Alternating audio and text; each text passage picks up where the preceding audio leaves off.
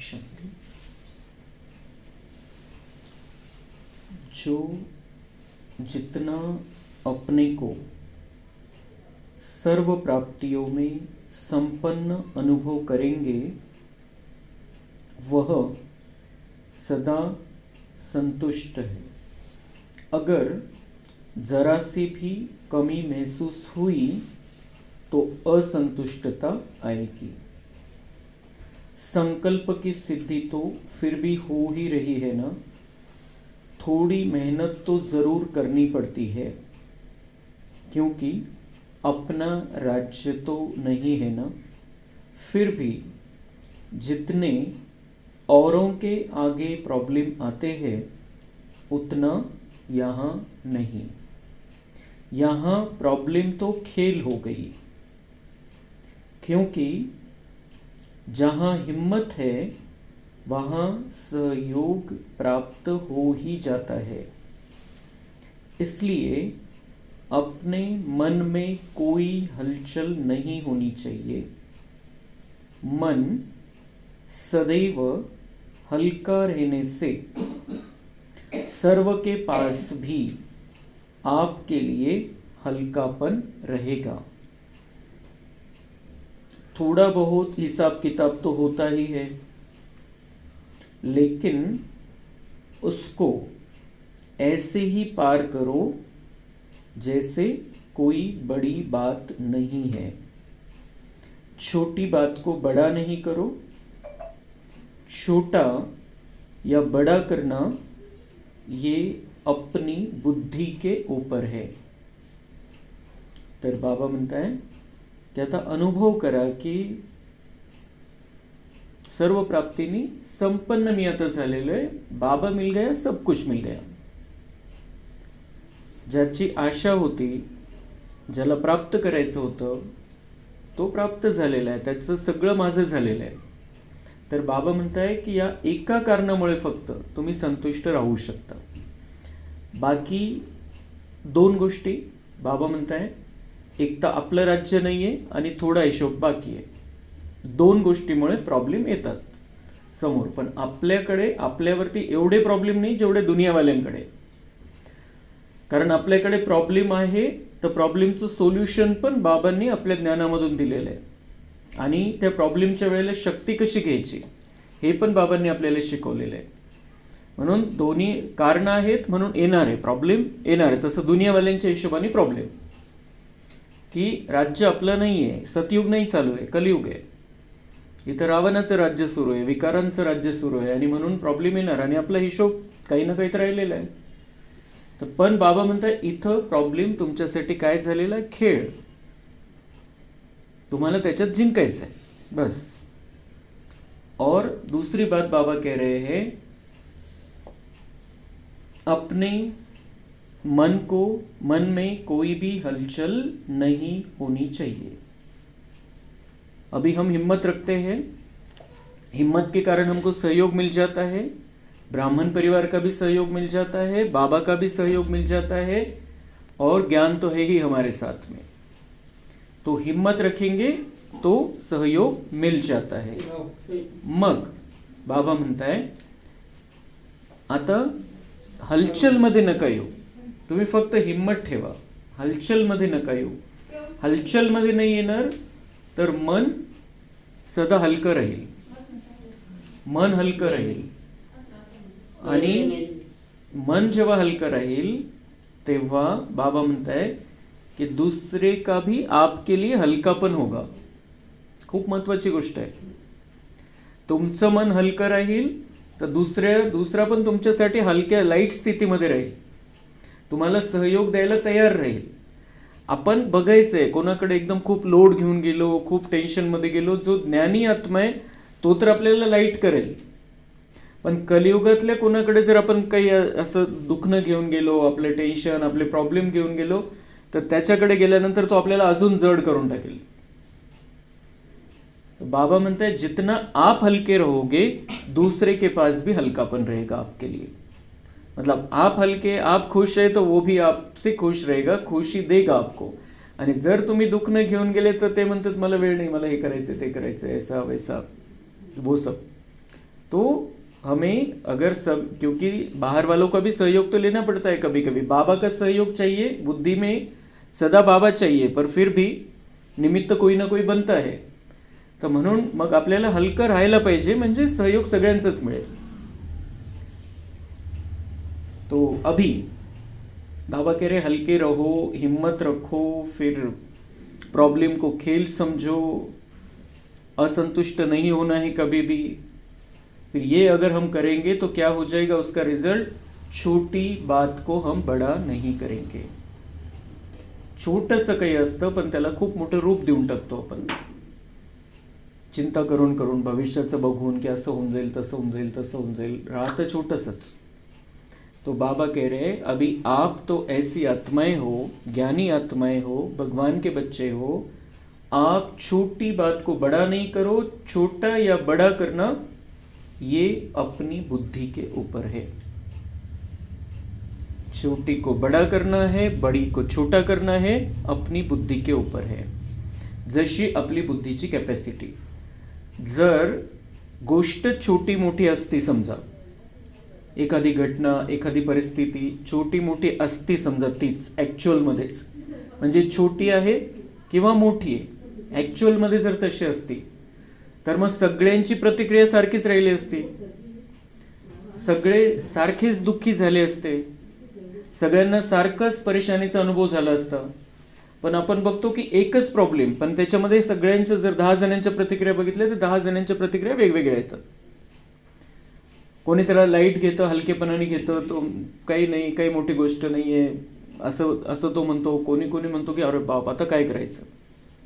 उसी बात को अलग अलग व्यक्ति अलग अलग हिसाब से प्रतिक्रिया देते हैं, अलग अलग हिसाब से उनके ऊपर उसका परिणाम होता है. तो बाबा म्हणता है ये बुद्धि का काम है, और हमारी तो अभी दिव्य बुद्धि है. हमारे सामने कोई भी बात अब बड़ी नहीं होनी चाहिए. मोठं समजायचंच नाही आहे. बाबा मोठा है और हम बड़े बाप के बड़े बच्चे हैं. इसलिए हमारे सामने कोई भी बात, कोई भी परिस्थिति बड़ी है ही नहीं. बिल्कुल पक्का करायचं आहे बुद्धीमध्ये.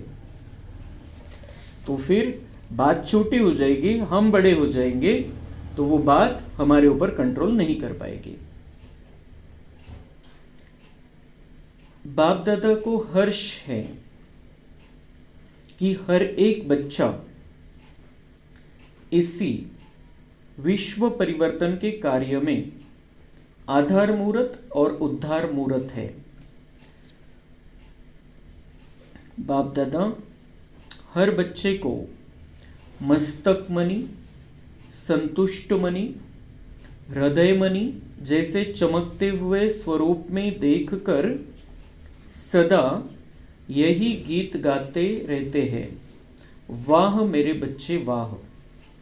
तो बाप दादा को खुशी है कि हम सब इस विश्व परिवर्तन के कार्य के आधार मूर्त और उद्धार मूर्त है. बाबा जो दुनिया बदलने के लिए आया है, हम उसके आधार है और उद्धार करने वाले इस दुनिया का हम. तर बाबा आपल्याला कसं बघतो मग. बाप दादा हर बच्चे को मस्तक मणि, संतुष्ट मणि, हृदय मणि जैसे चमकते हुए स्वरूप में देखकर सदा यही गीत गाते रहते, वाह मेरे बच्चे वाह, वाह मीठे बच्चे वाह, वाह प्यारे से प्यारे बच्चे वाह, वाह श्रेष्ठ आत्माएं वाह. वाह वाह करता है बाबा बच्चों की. मस्तक मणि, हम कैसे बन गए हैं, मस्तक मणि. हम शरीर के भान को छोड़कर अभी मस्तक मणि बन गए हैं, आत्मिक स्थिति में रहने लगे, आत्मा का प्रकाश निकल रहा है. और संतुष्ट मणि, हम संतुष्टता की जीती जागती ज्योत बन गए हैं, संतुष्ट मणि बन गए हैं, संतुष्टता का मणि बन गए, मतलब संतुष्टता की किरणें हमारे द्वारा निकलती जाती है. अंदर से हम संतुष्ट हैं, इसलिए हम संतुष्टता का प्रकाश फैलाते हैं. तो संतुष्ट मणि है. और हृदय मणि मतलब बाबा के दिल तख्त पर विराजमान हो गए हैं हम. तो ऐसे चमकते हुए स्वरूप, म्हणजे आत्म्यावर जी धूळ साचली होती, आत्मा चमकदार आहेच, पण त्याच्यावरती जी विकार आणि व्यर्थची धूळ साचली होती, बाबा म्हणतात ती कमी होतीये, तुमची चमक वाढत चालली आणि मी तुम्हाला ते चमकत्या स्वरूपामध्ये बघतोय, धुळीला बघत नाहीये. जी किचड आलेली आहे, जी चिखल आलेला आहे वरती, त्याला मी बघत नाही, मी तुमचं चमकतं स्वरूप बघतोय. आणि ते चमकतं ओरिजिनल स्वरूप आणि पुढे बनणारं तेच स्वरूप, ते स्वरूप बघून बाबा आपली महिमा करतो. गीत गाता है बाबा. वाह बच्चे वाह, वाह मेरे बच्चे वाह, वाह मीठे बच्चे वाह, वाह प्यारे से प्यारे बच्चे वाह, वाह श्रेष्ठ आत्माएं वाह. भगवान हमारी महिमा करता है. भक्त लोग भगवान का कीर्तन करते हैं, देवी देवताओं का कीर्तन करते हैं, भजन करते हैं, पूजन करते हैं, आरती करते हैं. और यहाँ पर भगवान हमारे गीत गाता है, हमारी वाह वाह करता है, हमारी महिमा करता है. तो ऐसा ही निश्चय और नशा सदा रहता है ना. सारे कल्प में ऐसा भाग्य प्राप्त नहीं हो सकता जो भगवान बच्चों के गीत गाए. संगम युग में हम और बाबा मिलते हैं और बाबा हमको देखकर हमारी महिमा के गीत गाते हैं. बाबा म्हणतात असं हे कधीच पुन्हा होणार नाही, फक्त संगम युगामध्ये. क्योंकि हम बाबा से अभी मिलते हैं. बाबा हमको इतने 5000 वर्षों के बाद आकर मिलता है और उसने जैसा हमको बनाया था पहले उसी रूप में हमको देखता है और चुनता है हमको और हमारे गीत गाता है महिमा के. बाबा कह रहे ऐसा फिर कभी हो नहीं सकता कि भगवान बच्चों के गीत गाए. तो ये वो समय चल रहा है जब भगवान हमारी महिमा गाता है, हमारी शब्दों से आरती उतारता है, शब्दों के द्वारा उसके वाइब्रेशन के द्वारा हमारा कीर्तन करता है. तो ये वो समय चल रहा है. किती भाग्यवान आहे आपण, किती नशा राहिला पाहिजे आपल्याला. भक्त भगवान के गीत बहुत गाते हैं, लेकिन भगवान भी हमारे गीत गाएंगे ऐसा कभी सोचा था कि भगवान हमारे गीत गाएंगे, हमारी महिमा करेंगे? ऐसा हमने कभी सोचा था भक्ति मार्ग में? स्वप्न में भी नहीं था. हम तो यही देखते थे कि कैसे गीत गाना होता है, क्या गीत है, कैसे उसको चलेगा, कौन सा गीत में गाओ, कौन सा भजन गाओ, कौन सा कीर्तन करो, यही देखते थे हम. और वो भी भगवान का नहीं, किसी भी मूर्ति का. और वो भगवान खुद जो एकटा आहे, एकमेव भगवान आहे, एकमेव परमेश्वर आहे या दुनियेमध्ये, तो येऊन आपली महिमा गातोय. तर असं महिमा योग्य आपल्याला बनायचं आहे. भगवान जिस नजर से हमको देखता है उस स्थिति में हमको पहुंचना है. वो हमारी मंजिल है. हमारी फाइनल स्थिति को देखते हुए बाबा हमारे गीत गाता है, और फाइनल स्थिति को देखते हुए भी गाता है. और अभी बाहर कलयुग चल रहा है, फिर भी हम उसके प्रभाव से मुक्त बच्चे हैं, इसलिए भी वो हमारी महिमा गाता है कि ऐसे माहौल में, ऐसे वातावरण में हम बाबा के बनकर रह रहे हैं, इस रास्ते पर चलने का हम प्रयत्न कर रहे हैं, इसलिए भी वो हमारी महिमा करता है. तो जो सोचा नहीं था वह साकार रूप में देख रहे हो. बाबा म्हणताय प्रॅक्टिकल मध्ये तुम्ही बघताय. कधी विचार केला नव्हता की परमेश्वर तुमचे गुण गाईल.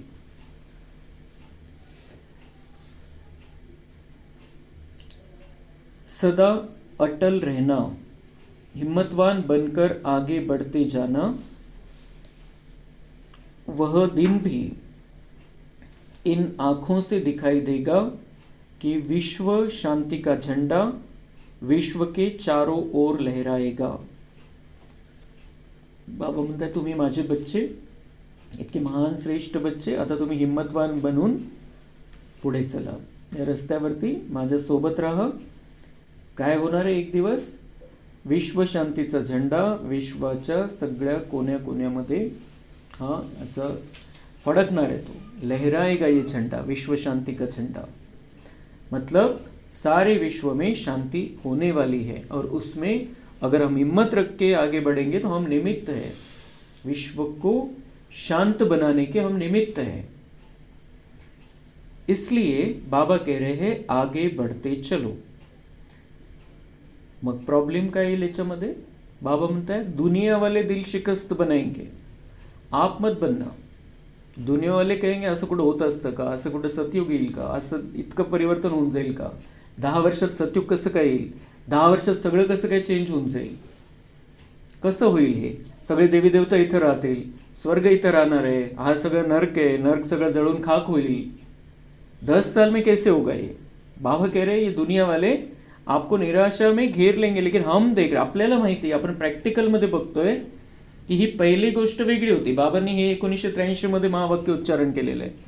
त्यावेळची गोष्ट वेगळी होती. आता तर किती काही बोलले तर आपल्याला क्लिअर आहे ना समोर. त्यावेळेला या गोष्टी क्लिअर नव्हत्या की विनाश हा सगळं ही दुनिया आता टिकणार नाही म्हणून. त्यावेळेला ती स्थिती नव्हती. आज तर आपण प्रत्यक्ष बघतोय. त्यावेळेला ज्यांनी हिंमत ठेवली त्यांची तर आपल्याला किती महिमा करावी तेवढी कमी आहे.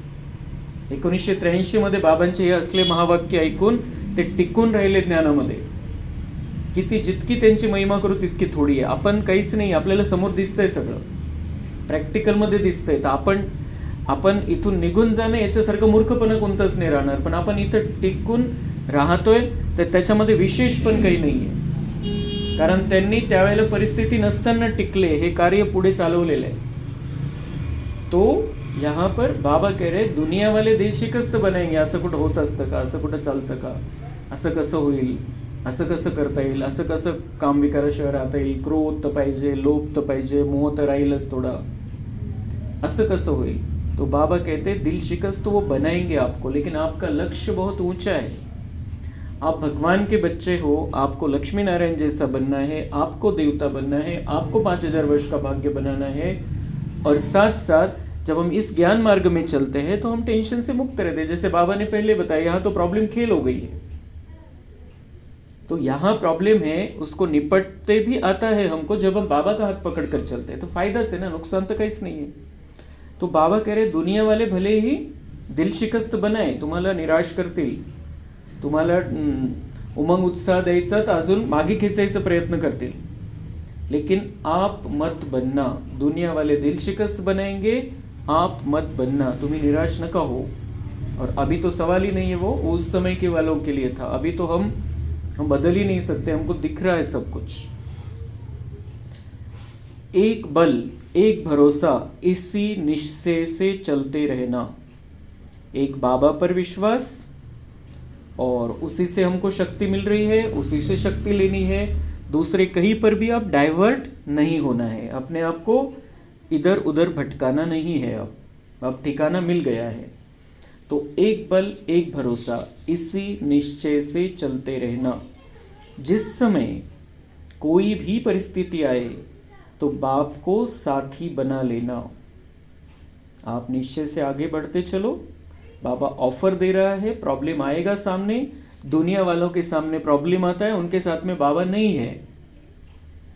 बाबा हमको ऑफर कर रहा है कि चलते चलते आप इस रास्ते पर चलते चलो, हिम्मत से आगे बढ़ते चलो, किसी की तरफ ध्यान मत दो कोई क्या बोल रहा है, कौन क्या कर रहा है, इसकी तरफ मत देखो. आप आगे बढ़ते चलो. आपका जीवन आपको चलाना है, आपका परिवार चलाना है, इस विश्व का कल्याण करना है. तो आगे बढ़ते चलो. मग त्यावेळेला हे आपण पुढे जात असताना कोणतीही परिस्थिती येईल तर बाबा म्हणतात बाप को साथी बना लेना. ऐसे तो उसको छोड़ना ही नहीं है.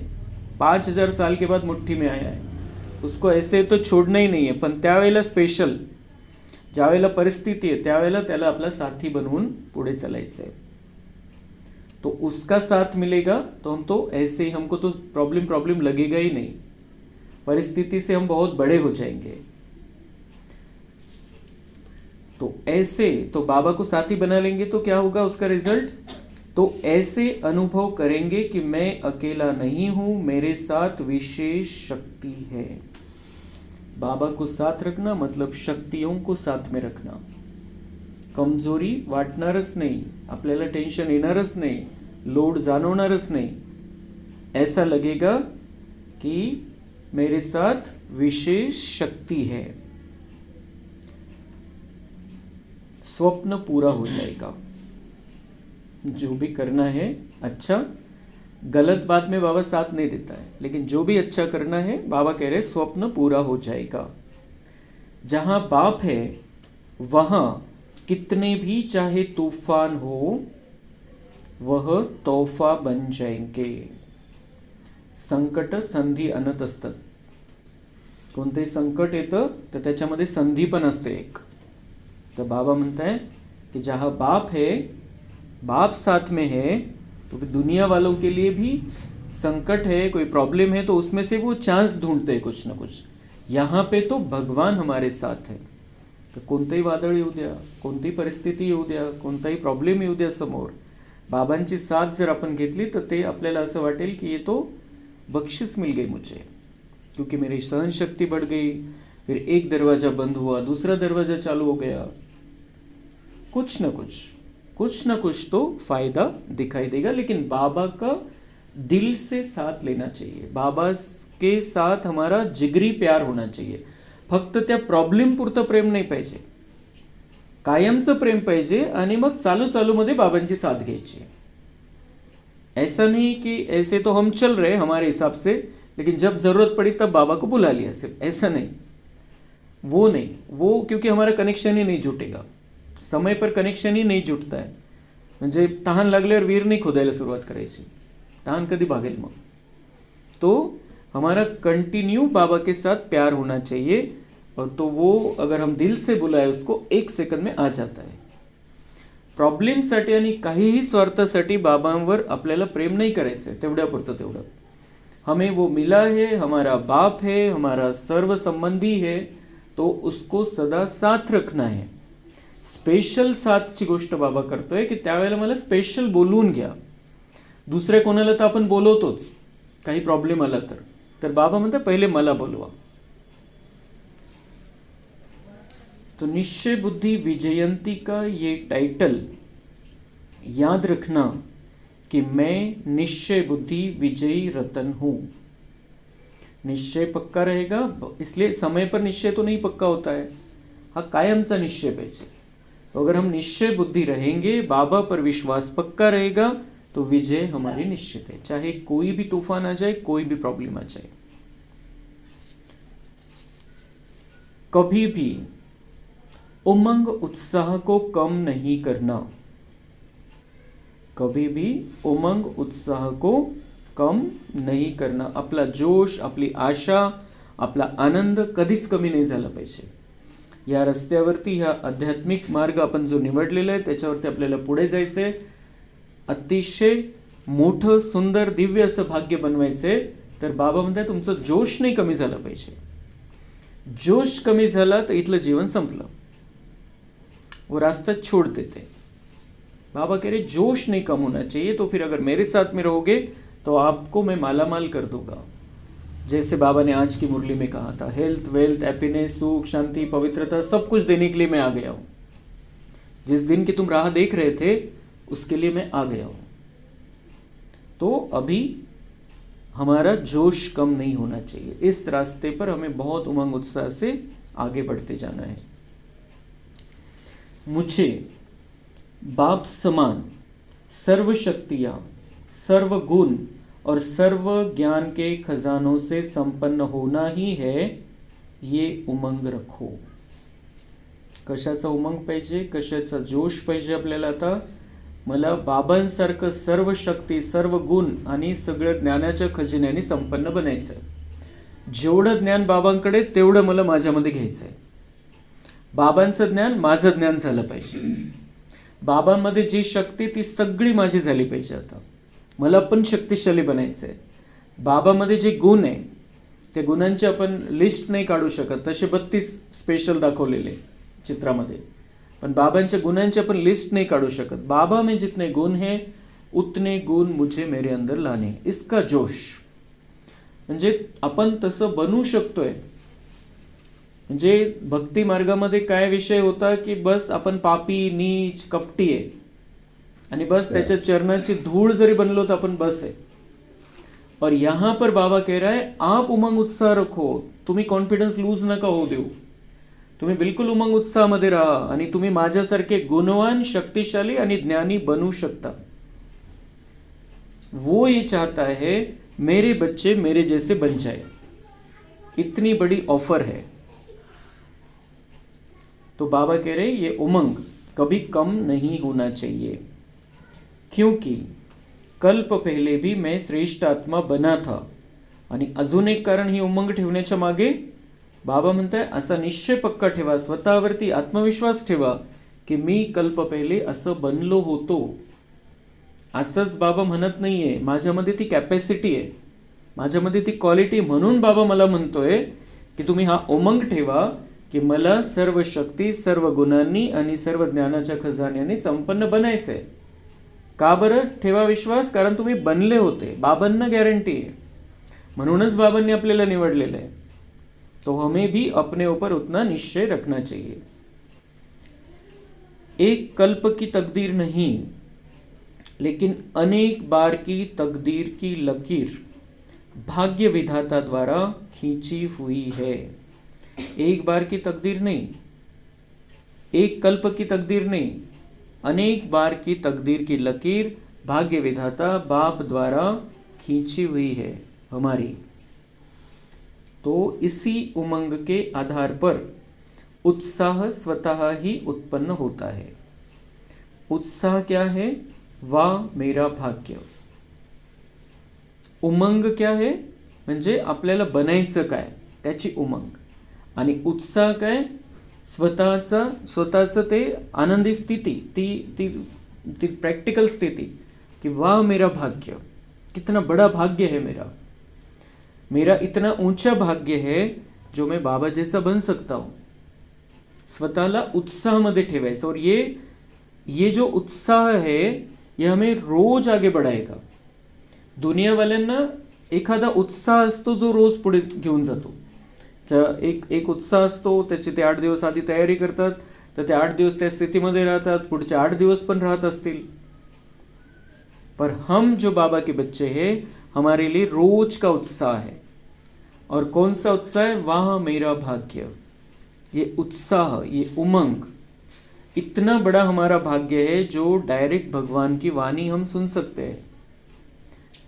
आणि त्यामुळेच मुरलीचं महत्त्व आहे, रोजच्या मुरलीचं महत्त्व आहे. रोजची मुरली जेव्हा आपण ऐकतो आणि आपण जसं आता हे महावाक्य ऐकतोय, त्याचा परिणाम हा होतो की आपलं भाग्य जागृत होतं, आपल्यामध्ये ती क्वालिटी जागृत होते, आपल्यातला विश्वास जागा होतो की हां मीच असं होतो, माझ्यामध्ये ती क्वालिटी आहे, ती कॅपॅसिटी आहे. आणि जेव्हा आपण रोज मुरली ऐकतोय, बाबांची जी मुरली आहे त्याचा आपण रोज वेगवेगळ्या पद्धतीने अनुभव करायचा असतो. ते काही महावाक्य रिपीट असतात, पण तरी त्यांचा वेगळ्या पद्धतीने अनुभव, कधी चित्र वेगळं बघायचं, कधी जेव्हा आपण मुरली ऐकतोय त्यावेळेला स्वतःचं चित्र वेगवेगळ्या पद्धतीने रंगवायचं. बाबा जे सांगतोय, किंवा परमधाममध्ये जायचं तर मग वेगळ्या शांती घ्यायसाठी जायचं, कधी शक्ती घ्यायसाठी जायचं, कधी प्रेम घेण्यासाठी जायचं. म्हणजे हे जे आपण रोज काहीतरी नवीन करत राहायचं, म्हणजे उमंग आणि उत्साह सदा आपलं टिकून राहील. जेव्हा आपल्याला हा निश्चय पक्का राहील की मला बाबांसारखं बनायचंय, ज्ञान गुण शक्तीने संपन्न बनायचंय, जेव्हा हा निश्चय पक्का राहील आणि आपलं भाग्य गॅरंटेड आहे आपल्याला हे माहिती आहे, तर मग आपण रोज नवीन नवीन काहीतरी करून पुढे चालायचं या रस्त्यावर. तेच तोचपणा नाही पाहिजे. थोडं वेगळ्या पद्धतीने विचार करायचा आहे, वेगळ्या पद्धतीचा योग करायचा आहे, वेगळ्या पॉईंट्सवर चिंतन करायचं आहे. इतके सारे पॉईंट्स आहे. कोणता एक पॉइंट पकडायचा है रोज, त्याच्यावरती चिंतन करायचं आहे की बाबा ने मेरे बारे में ये कहा, मुझे क्या करना है. तो ऐसे अलग अलग तो जो उमंग उत्साह है वो कभी भी कम नहीं होने देना है. काहींना थोडीशी निरसता येते की तेच काय ऐकायचं आहे. काहींना वाटतं, बऱ्याच सेंटरवरती तसं होतं की तेच नाहीच आहे बाबांचं ज्ञान. रोज नवीन आहे, रोज वेगळ्या पद्धतीचं ज्ञान आहे. रोज आपल्या समोर काही ना काही परिस्थिती आलेली असते, त्याचं उत्तर पण भेटून जातं आपल्याला मुरलीमधून. आपण काल जसे होतो तसे आज नाही आहे, तर आज आपण वेगळ्या पद्धतीने ती मुरलीला समजू शकतो. म्हणून कधीही या ज्ञान मार्गामध्ये 4ही विषयामध्ये आपल्याला पुढे जायचंय, तर उमंग उत्साह कमी नाही झाला पाहिजे. उमंग उत्साह कमी झाला तर आपले मार्क्स कट होतात, आपण त्या विषयामध्ये कमी पडत चालतो. तो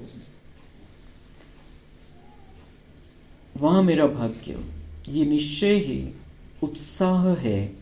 जो भी बाप दादा ने भिन्न भिन्न टाइटल दिए हैं, उसी स्मृति स्वरूप में रहने से उत्साह अर्थात खुशी स्वतः ही और सदा ही रहती है. मग बाबांनी जे टायटल दिलेले आपल्याला, मग उत्साहामध्ये कायम राहायचं आहे आपल्याला, तर त्यासाठी ज्ञानरत्न रोजचे, आणि मग त्याच्यामध्येच बाबा आपल्याला टायटल देतो. रोज वेगवेगळ्या पद्धतीने संबोधित करतो आपल्याला. रोजच्या मुरलीमध्ये स्वमान असतात. तर टायटल बाबा म्हणतात, उसके स्मृति स्वरूप में रहने से भी खुशी रहेगी, उत्साह रहेगा, उमंग रहेगा कि मैं कौन सी आत्मा हूँ. जसं आपण सुरुवातीला ऐकलं की आप इस दुनिया के उद्धार मूर्त आत्माएं हो, आधार मूर्त आत्माएं हो, मुझे इस दुनिया का कल्याण करना है, मेरे अंदर ये कैपेसिटी है, मैं इस विश्व का कल्याण कर सकता हूँ, मैं संपूर्ण विश्व में शांती स्थापन करने वाली महान आत्मा हूँ. तर बाबा म्हणतात हे जसं रोज रोज रोज रोज वेगवेगळ्या पद्धतीने टायटल्स आपल्याला बाबा देतो, त्याचं पक्क करायचं आपल्यामध्ये की मी तसा आहे. बाबा माझं वर्णन करतोय. मला त्या स्थितीमध्ये जर राहता आलं तर उमंग, उत्साह, शांती, प्रेम, आनंद, शक्ती सगळं वाढत राहील आपल्यामध्ये. आणि या ज्ञानमार्गामध्ये आपण पुढे चालून मग मेरिटमध्ये पास होऊ.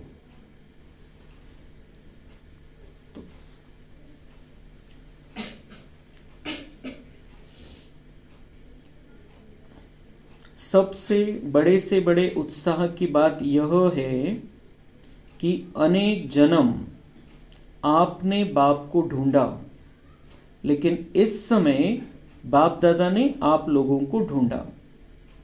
धर्म, कर्म, देह, रीति, समय, देह, रीति, रस्म आदि भिन्न पर्दों के अंदर छिपे हुए थे, उनमें से निकाल बाप ने पहले अपना बनाया. बाबा कह रहे आपने ढूंढने की बहुत कोशिश की, लेकिन आप मुझे नहीं ढूंढ पाए, लेकिन मैंने आपको ढूंढ लिया है. कहाँ छिपे बैठे थे, मैंने ढूंढ लिया कोने कोने में से. और हम अलग अलग धर्मों में चले गए थे. हम देवी देवता धर्म की आत्माएं हैं. कोई हिंदू बन गया, कोई जैन बन गया, कोई क्या बन गया. कर्म अलग अलग हो गए थे. जैसा कर्म हमारा देवता बन के हम कर्म करते थे वैसा तो नहीं रहा था, तो कर्म अलग हो गए थे. देश तो कोई विदेश में भी बच्चे हैं, कोई कहाँ पर है, कोई कहाँ पर है. म्हणजे पडद्यामध्ये लपलेले होते बाबा म्हणताय. आणि रीती रसम, कोणत्या कोणत्या प्रथा परंपरेमध्ये अटकलो होतो आपण. हे करावं लागेल, ते करावं लागेल, ही पूजा, ते व्रत, कैसे कैसे व्रत परंपरा में हम अटक गए थे. बाबा कह रहे ये सब पर्दों के अंदर छिपे हुए आप बच्चों को मैंने ढूंढ के निकाला. तो कितना नशा हमको होना चाहिए कि हम कहाँ फंस गए थे और बाबा ने खुद हमको निकाला है उसमें से. हमने उसको ढूंढा, उसकी पूजा की, उसकी अर्चना की, क्या क्या नहीं किया हमने, लेकिन हम नहीं ढूंढ पाए उसको. मिला नहीं हमको वो, लेकिन उसने हमको ढूंढ लिया, पहचान लिया. तो बाबा कह रहे हैं कि भिन्न भिन्न पर्दों के अंदर छिपे हुए थे, उनमें से निकाल बाप ने पहले अपना बनाया. तो सिर्फ ढूंढा नहीं, ढूंढने के बाद क्या किया, अपना बनाया. बाबा ने हमको अपना बनाया, दिल से अपना लिया है उसने हमको. तो ऐसे सदा उमंग और उत्साह में रहने वाली, अर्थात एक बल एक भरोसा में रहने वाले बच्चों को हिम्मते बच्चे मदते बाप का सदा ही अनुभव होता रहता है. तो ऐसे सदा उमंग उत्साह में रहने वाले, अर्थात एक बल एक बाबा में निश्चय, ऐसे रहने वाले बच्चों को बाबा कह रहे आप हिम्मत रखते हो और हिम्मते बच्चे मदते बाप का सदा ही अनुभव होता रहता है. आप हिम्मत रखो, मदद मेरी मिलती रहेगी. होना ही है, ये है हिम्मत. हिम्मत क्या है, होना ही है. मतलब मैं विजयी होने वाला ही हूँ, जो भी बाबा ने कहा है वो होने वाला ही है, मुझे ये करना ही है, मुझे इस नियम पर चलना ही है, बाबा ने जो मर्यादा बताई उस पर चलना ही है. तो ये होना ही है फाइनल, कि ये होना ही है. जो बाबा ने कहा है उन नियमों पर मैं चल सकता हूँ, मुझे चलना ही है. बाबा म्हणते एवढी हिम्मत फक्त तुम्ही ठेवा, माझी मदत मिळून जाईल. तो इसी हिम्मत से मदद के पात्र स्वतः बन जाते. म्हणजे आपला फक्त दृढ़ निश्चय पाहिजे कि मुझे ये करना है, बाबा ने कहा है मुझे ये करना है, ये होना है, मैं करने वाला हूँ. तो बाबा कह रहे मदद मिल जाती है. और इसी हिम्मत के संकल्प के आगे माया हिम्मतहीन बन जाती है. प्रॉब्लेम कोण आणतं, माया. तर बाबा म्हणतात तुमचं जे हे हिमतीचे संकल्प की मुझे करना ही है, हा जो दृढ़ निश्चय है कि मुझे इस रास्ते पर आगे बढ़ना ही है, मुझे बाबा ने कही हुई दिनचर्या का रोज पालन करना ही है, मैं करने ही वाला हूँ, होना ही है.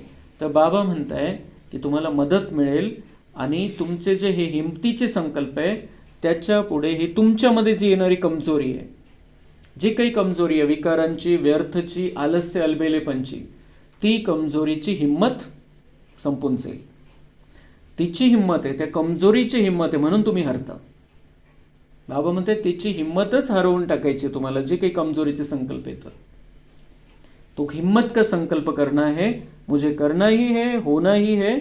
तो बाबा कहते मेरी मदद 1000 गुना मदद आपको मिल जाएगी. आप सोचो 5000 वर्ष के बाद बाप दादा को ऐसे बिछुड़े हुए बच्चे मिले हैं. कितने नशे की बात बाबा सुना रहा है. 5000 वर्ष के बाद बाप दादा को ऐसे बिछुड़े हुए बच्चे मिले. ब्रह्मा बाबा से भी बिछुड़ गए थे, शिव बाबा से भी बिछुड़ गए थे, क्योंकि ब्रह्मा बाबा हमको पहचानते तो नहीं थे जब हम साथ में हैं सतयुग त्रेता में. त्यांच्या सोबत राहणारे, पण ते ओळखता थोडीच की संगम मध्ये कोण होते. तो संगम युग में हमें बाप दादा ने पहचान लिया और दोनों को हम 5000 वर्ष के बाद मिले हैं, ब्रह्मा बाबा को भी और शिव बाबा को भी. तो 5000 वर्ष का इकट्ठा प्यार हर बच्चे को मिलेगा ना. तर बाबा म्हणताय 5000 वर्षाचं प्रेम साचलेलं आहे. तर ते आमचं असं इच्छा आहे की एकखट्टी देऊन टाकावं तुम्हाला सगळं, म्हणजे 5000 वर्ष हे प्रेम तुम्हाला चालवत राहील. तो बाबा कह रहे इतना प्यार उमड़ के आ रहा है हमको कि 5000 साल का इकट्ठा ही प्यार दे दे आपको. हमको लेना है, हमको लेते आना चाहिए बस. ये दोनों भी देने के लिए तैयार है. इतना प्यार का स्टॉक हर एक बच्चे के लिए बाप के पास है. इतना स्टॉक है, हर बच्चे के लिए है, जो जितना चाहे उतना प्यार ले सकते हैं. हर एक बच्चे से ज़्यादा सदा प्यार है और बच्चा सदा ही श्रेष्ठ है.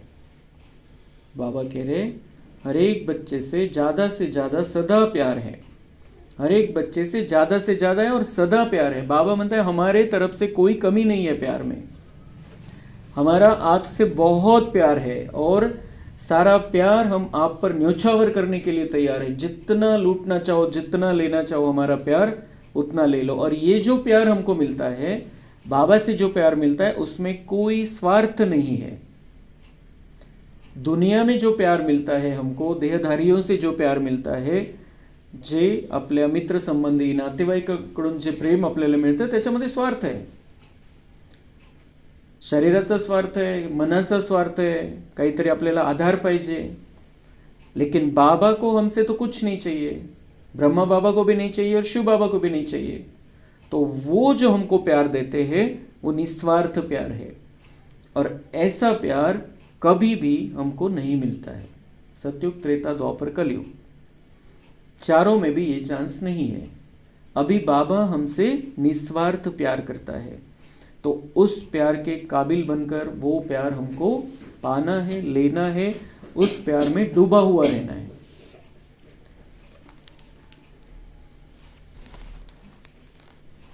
अच्छा, ओम शांति.